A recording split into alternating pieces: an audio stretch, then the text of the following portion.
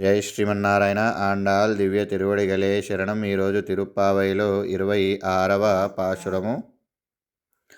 మాలే మణివన్న మార్గజి நீராடுவான் மேலையார் செய்வனங்கள் வேண்டுவன கேட்டியேல் ஞானத்தையெல்லாம் நடுங்க முர்வலன பாலன்ன வண்ணத்து உன் பாஞ்சசன்னியமே போல்வண்ண செங்கங்கள் போயிப்பாடுடையனவே శాలా పేరుం పరై పల్లాండిం చెప్పారే కోల విలక్కే కొడియే వీతనమే ఆలినీలయ్యాయ్ అరులే ఏలోరెంబావాయ్. ఆండాళ్ దివ్య తిరువడిగలే శరణం. జై శ్రీమన్నారాయణ. ఈరోజు మన వాళ్ళంతా కూడా కృష్ణుని సామర్థ్యాన్ని తెలుపుతూ వారికి కావలసినటువంటి వ్రత పరికరాలను సమకూర్చుకుంటున్నారు. తిరుప్పావైలో ఆండాళ్ తల్లి ప్రమాణాలను తెలుపుతూ వ్రతాన్ని ఆచరించింది. అందులో మొదటగా శయ్యాదన చెయ్యోం, మన పూర్వులు చెయ్యనివి చెయ్యకూడదు. ఈ మధ్యకాలంలో మనం సౌకర్యాలని తెచ్చిపెట్టుకున్నవి మన ఆరోగ్యం ఎంత పాడు చేస్తున్నాయో అనుభవిస్తున్న వారికి తెలుసు. ఇది వరకు ఇవన్నీ లేని ఈనాడు హాయిగా బ్రతికేవారు మన పూర్వులు. సౌకర్యం కోసం భౌతికమైనవి చేయవచ్చు, అవి మన స్వరూపాన్ని పాడు చెయ్యనంత వరకు ఇది గుర్తుంచుకోవాలి.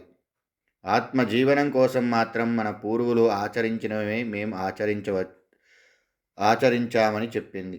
ఆపై మెల్లయ్యార్ శైవనంగల్, ఏమి మన పూర్వులు ఆచరించారు మన శ్రేయస్సు కోసం, అవే ఆచరించాలి. మనం చేసేటప్పుడు ఎదుటివారి ఏమైనా అంటే లేదా అడ్డుపడిన వారిని ఎదురు చెప్పకూడకుండా నానే తాన్ ఆయిడగా నేను అంగీకరిస్తా అంటూ వినయముతో లక్ష్యం వైపు చెదరని స్థితి అర్థించడం. ఈ 3 సూత్రాలలో ఆచరించింది ఆండాళ్ తల్లి. ఈరోజు ఆండాళ్ తల్లి మేలయ్యార్ శైవనంగల్ సూత్రాన్ని చెబుతుంది. పెద్దలన్నప్పుడు కొన్ని అనాచారాలు కూడా ఉండవచ్చు. అప్పుడు పెద్దల ఆచరణ ప్రమాణయోగ్యం కాకపోవచ్చు. వేదంలో ఇవి తగవు అనే నిర్ణయం చేయబడి ఉంది. వీటిని విరుద్ధంగా లేని ఆచరణని మనం స్వీకరించవచ్చు అని ఇది ఒక నిరూపణ. స్వామిలోని ప్రేమను కనిపెట్టి మాలే మణివన్నా, ఓ మణిమాణిక్యం అంటూ పిలుస్తున్నారు. అయితే తన ప్రేమను కనిపెట్టేశారు. ఇక ఎక్కడ లొంగదీస్తుందోనని స్వామి, నాకు పేరు ఏం కొత్త కాదు, మా అమ్మ యశోదమ్మ కూడా ఇలాగే పిలిచేది. అంటే మీరు పిలిచిన పేరు నాకేం కొత్తది కాదు, మా అమ్మ కూడా యశోద ఇట్లనే పిలిచేది అని స్వామి అంటున్నాడు. అసలు మీరు ఎందుకు వచ్చారు చెప్పండి మరి అని అడిగాడు. స్వామి, మార్గజిన్నీరాడువాన్, మార్గశిర మాసం స్నానం చేయటానికి మేము వచ్చామయ్యా అని చెప్పారు. అయితే ఎవరు చెబితే చేస్తున్నారని అడిగాడు స్వామి. మీకు ఎవరు చెప్పారు మార్గలి స్నానం చేయమని ఎవరు చెప్పారు అని స్వామి అడిగాడు. మేలయ్యార్ శైవనంగల్ వేండువన, మా పెద్దలు ఆచరించినది కాబట్టి మేము చేస్తున్నాం. దృఢమైన ప్రమాణం పట్టుకున్నారు. అందులోనూ గోపికలు ఆచరించింది కదా, ఇక ప్రశ్న లేదు.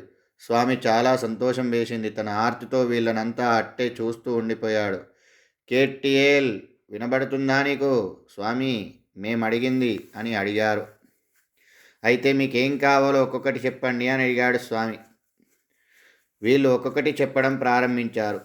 నానత్తయెల్లాం, భూమినంతా నడుంగా వణికించేటట్టుగా ముర్వలన ధ్వని చేసేటి పాలన్న వన్నత్తు, పాలవలె తెల్లగా స్వచ్ఛమైన కాంతి కలిగిన ఉన్ పాంచశన్యమే పోల్వన్న, నీ పాంచజన్యాన్ని పోలిన శంగంగల్, శంఖాలు కావాలి అని అడిగారు.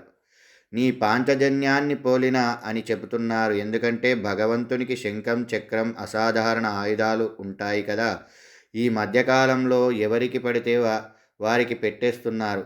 అది చాలా తప్పు. కృష్ణుడికి సన్నిహితుడుగా ఉండేవాడు ఈ మాలికుడు.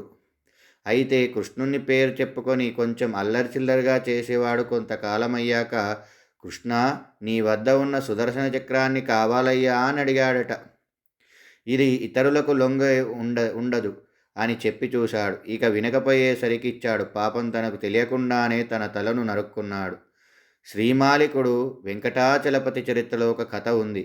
తిరుమల కొండపై కుమారస్వామి తపస్సుని అనుగ్రహించడానికి శ్రీనివాసుడు ప్రత్యక్షమైనప్పుడు అక్కడికి పరమశివుడు కూడా వేంచేశాడు. అయితే ఆ పరమశివుణ్ణి శ్రీనివాసుని ఏర్పడ్డ మైత్రితో పరమశివుడు అడిగాడట, స్వామి నేను ఈ కొండపై ఉంటాను అని. అంతే. అయితే స్వామిని ఈ ఆదిశేషుడిపై నీవు ఉండతగవు అని ఆదిశేషుణ్ణి తోక కాస్త కపిలతీర్థం వద్దకు పంపించేశాడు. అయితే ఆ చక్రాన్ని ఒక్కసారి అడిగి చూశాడట. ఇది ఎవరికి పడితే వారికి ఇచ్చేది కాదు, ఎవరి మాట వినవు అని చెప్పాడట. శంఖచక్రాలు ఉండేది కేవలం శ్రీహరికి మాత్రమే. ఆనాడు యుద్ధరంగంలో ఓదినప్పుడు పాండవులు ఆనందం వేసింది, కానీ ధృతరాష్ట్ర సంతానానికి గుండెలు పగిలిపోయాయి. ఈ పాంచజన్యాన్ని పోలిన శంఖాలు అని అడుగుతున్నారు.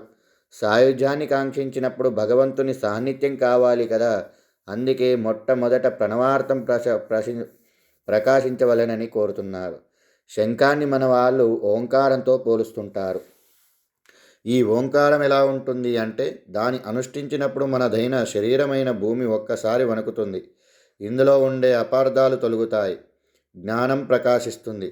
ఓంకారం ఏం చెబుతుందంటే, ఆకారమైన పరమాత్మకే మాకారమైన నేను చెందినవానిగా అని అవస్థలయందుగాడి సేవ చేయవలెను.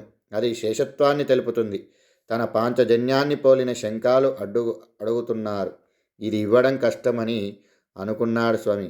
సర్లే, ఇంకేం కావాలో ఒకేసారి చెప్పేయండి, అన్నీ ఒకేసారి ఇస్తానని కృష్ణుడు అడిగాడు. మాకు ఇంకా పోయి పాడువయ్యనై చాలా పేరుంపరై శక్తివంతమైన చాలా పెద్ద వాయిద్యం కావాలి. ఇంకా పల్లాండిని చెప్పారే, పల్లాండు పాడేవారు కావాలి. ఇంకా కోల విలక్కై అరణి నిలువు దీపం కావాలి. గోష్ఠితో వెళ్ళేటప్పుడు మంగళకరంగా ఒక దీపం ఉండాలి కదా, అందుకు ఇంకా మేం ఉన్నట్లు తెలిసేలా కొడియే ధ్వజం కావాలి. ఇంకా వీతనమే మంచు పడకుండా గొడుగు కావాలి అని అడిగారు.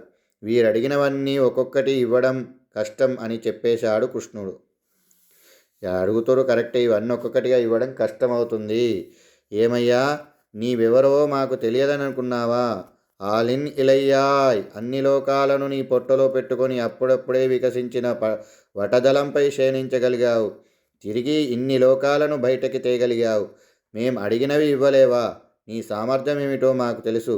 నీవనుకుంటే జరగనిది లేదు, నీ వద్దు అంటే జరిగేది ఏమీ లేదు. అంతా యురల్ నీ దయ అని స్వామిని కోరారు. నీ దయా మా ప్రాప్తం, ఇంకా వీళ్ళని ఇవ్వక తప్పదు అని ఇది వరకు ఊర్లలో కోవెల్లో ఉన్న శంఖాన్ని ఒకటి తెప్పించి ఇచ్చాడు. తన దగ్గర ఉన్న కొంబూరు ఒకటి ఇచ్చాడు. స్వామి సంబంధం కలవి కాబట్టి వీళ్ళు ఆనందించారు. ఇక వాయిద్యం తన వెన్న తినేటప్పుడు చేసే ఘటనృత్యం, అప్పుడు వాడే వాయిద్యాన్ని ఇచ్చాడు. ఇక పల్లాండుకు రాబోయే కాలంలో రామానుజ సంపత్కరమైన ఏర్పడే భక్త గోష్ఠికి మంగళం పాడి నమ్మాన్ వాళ్ళను పంపాడు. ఇక ఆరని దీపం అడిగారు కదా, అమ్మాను వీళ్లతో పంపాడు. ఇక ధ్వజానికి గుర్తుగా గరత్మంతుణ్ణి పంపాడు. గొడుగుగా ఆదిశేషుడుగా వెళ్ళాడు కనుక తాను ధరించి విడిచిన శేషవస్త్రం ఒకటి ఇచ్చాడు. స్వామి సంబంధం కలవి కాబట్టి వీళ్లకు అదే చాలు అని ఆనందపడ్డారు.